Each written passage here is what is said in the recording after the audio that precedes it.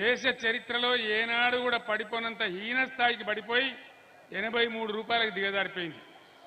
అంతర్జాతీయంగా ఇది భారతదేశ గౌరవం, ఇది బీజేపీ పరిపాలన ఫలితం.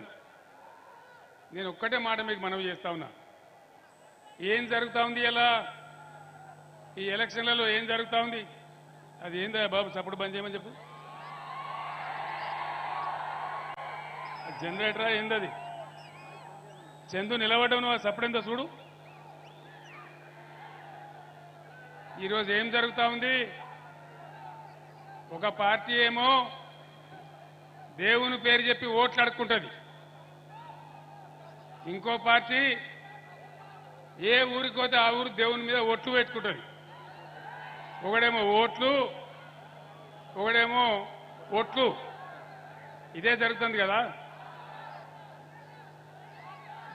ఇవ్వలే బాబా, అది నిలబడతలేదా? చప్పుడైంది అది.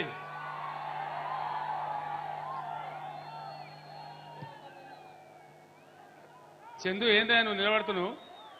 ఆ చప్పుడు బంద్ చెప్పి. ఒక పార్టీ ఏమో దేవుని పేరు చెప్పి ఓట్లు, ఇంకో పార్టీ ఏమో దేవుని మీద ఓట్లు. అంతేనా? నేను ఒక్క మాట మీ బిడ్డగా మీ అందరికీ కూడా మనవి చేస్తా ఉన్నా. అద్భుతమైనటువంటి యాదాద్రి దేవాలయం మనం నిర్మాణం చేసుకున్నాం. మా అద్భుతంగా చేసుకున్నాం.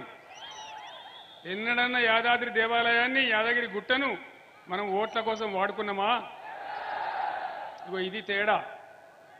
ఈ రెండు పార్టీల నాటకాలు భువనగిరిలో చాలా పెద్దగా వినాలి. ఒకడొస్తాడు బీఆర్ఎస్ బీజేపీకి బీ టీం అని కూడా అంటాడు. వీడు వాడిని అంటాడు, వాడు వీడిని అంటాడు. కానీ భువనగిరిలో జరిగింది ఏందండి? భువనగిరిలో బీజేపీ కాంగ్రెస్ రెండు మిలాఖత్ అయిపోయి మున్సిపల్ బీఆర్ఎస్ చైర్మన్ దించేసి కాంగ్రెస్ వాడు చైర్మన్, బీజేపీ వాడు వైస్ చైర్మన్. ఈ మాట నిజమేనా? మరి ఎవడు ఎవనికి బీ టీం? ఇలా మోడీ ప్రభుత్వ హయాంలో రూపాయి విలువ పడిపోయింది, మహిళలకు రక్షణ లేదు, నిరుద్యోగం పెరిగిపోయింది, దేశంలో పేదరికం పెరిగిపోతా ఉంది, అనేక సమస్యలుంటే అది ఏం లేదు. అక్షంతలు కలపాలి, తీర్థం పుచ్చుకోవాలి, పులిహోర ప్రసాదం తినాలి, ఊరేగింపులు తీయాలి. అంతేనా? ఈ అక్షింతలు, ఈ పులిహోర, ఈ తీర్థాలు, ఈ కాషాయ జెండాల ఊరేగింపు మన కడుపు నింపుతుందా? మన పొలాలకు నీళ్లు తెస్తుందా? ఇదే నరేంద్ర మోడీ ఏం చేసిండు? కేసీఆర్, నువ్వు తెలంగాణలో ప్రతి బోరుకు మీటర్ పెట్టాలి, పెట్టకపోతే నిన్ను దించేస్తా, నిన్ను వడగొడతా, నీ ఎమ్మెల్యేలను కొంటా, నీ రాష్ట్రానికి వచ్చే 25,000 కోట్ల రూపాయలు ఇయ్యా. ఇది బీజేపీ దందా. నేను అసెంబ్లీలో మాట్లాడలేదా? మీరు చూడలేదా? నేను చెప్పిన నరేంద్ర మోడీ గారు, నా తలకాయ దిగిపడ్డా సరే నా రాష్ట్రంలో ప్రజలకు కరెంటు కావాలి, నేను మీటర్లు పెట్టా అని చెప్పిన. నేను ఇప్పుడు ఇక్కడ ఒకవేళ బీజేపీ కోటేస్తే ఏమంటారు? మేము రైతుల మోటార్లకు మీటర్లు పెట్టమనంగా కూడా మాకే ఓటేసిండ్రు, అందుకే తెల్లారి నుంచే మీటర్లు పెడతామంటారు. అందుకే రైతాంగం ఆలోచన చెయ్యాలి.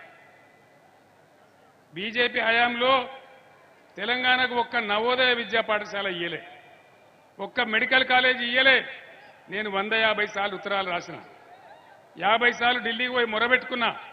మేము కొత్తగా రాష్ట్రమైన మేము బతకాలి, 15 ఏళ్ళు కొట్టాడి ఉద్యమం చేసినాం, కాబట్టి మాకు కావాలంటే ఒక్క నవోదయ పాఠశాల ఇయ్యలే. చట్టం ప్రకారం ఇచ్చే పరిస్థితి అయితే ఇవాళ శేఖర్ రెడ్డి గారి నాయకత్వంలో భువనగిరిలో ఎయిమ్స్ తెచ్చుకున్నాం అన్నాడు కొట్లాడి. బ్రహ్మాండంగా మనకిక్కడ నవోదయ పాఠశాల వచ్చేది భువనగిరిలో. కానీ బీజేపీ ఇయ్యలే. ఇవాళ బీజేపీ నుంచి పోటీ చేస్తే ఆయన ఆనాడు ఎంపీగా ఉన్నాడు. మరి ఇలా ఏం ముఖం పెట్టుకొని ఓట్లు అడుగుతా ఉన్నాడు? దయచేసి ఆలోచన చేయాలి, గుడ్డిగా ఓట్లేయడం కాదు. అదేవిధంగా మనకు రాగానే 7 మండలాలతో ఆంధ్రాకి ఇచ్చేసినాడు నరేంద్ర మోడీ. 400 మెగావాట్ల సీలేరు ప్రాజెక్టు తీసుకుపోయి ఆంధ్రాకి అప్పచెప్పినాడు. మన నోట్లో మన్ను కొట్టి. ఆనాడు మనకు కరెంట్ షార్టేజ్ ఉంది, బాధపడతా ఉన్నాం, కొత్తగా రాష్ట్రమైనాం, కానీ నిర్దాక్షిణ్యంగా మనకి తీసుకొని పోయినాడు. కాబట్టి దయచేసి నేను మీ అందరినీ కోరుతా ఉన్నా, నరేంద్ర మోడీ లేకుండా బీజేపీ లేకుండా ఇంకా ఏ ప్రభుత్వం ఉన్నా కేంద్రంలో